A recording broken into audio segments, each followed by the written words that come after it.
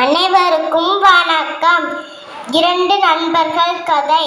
ஒரு காட்டில் ஒரு முயலும் ஒரு ஆமையும் வாழ்ந்து வந்தன. ஆமையின் மெதுவான அசைவை கேலி செய்வது முயலின் வழக்கம். ஒரு நாள் முயல் ஆமையை ஓட்ட பந்தயத்திற்கு அழைத்தது. ஆமையும் பந்தயத்திற்கு ஒத்துக்கொண்டது. ஓட்ட பந்தயத்தில் முயல் மிக வேகமாக ஓடத் தொடங்கியது. விரைவில் முடியும் இடத்தை நெருங்கியது. திரும்பி பார்த்தது. ஆமை தென்படவே இல்லை.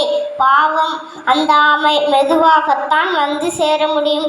அதற்குள் குட்டி தூக்கம் போடலாம் என நினைத்து முயல் தூங்கிவிட்டது. சற்று நேரம் கழித்து ஆமை மெதுவாக இங்கே வந்தது. முயல் தூங்கிக் கொண்டிருப்பதை பார்த்து நினைத்தது, நான் முயலை எழுப்பாவிட்டால் நான் வெற்றி பெற்றிடுவேன். ஆனால் அது நியாயமல்ல. என்னதான் இருந்தாலும் என்னை விட மிக வேகமாக ஓடுபவன் தானே இந்த முயல் என்று சொல்லிக் கொண்டது. ஆமை முயலை எழுப்பியது. முயல் ஆமையிடம் ஏன் என்னை எழுப்பினாய் என்று கேட்டது. நீ தூங்கிய பிறகு நான் வெற்றி பெறுவது எவ்வாறு போட்டியாகும்?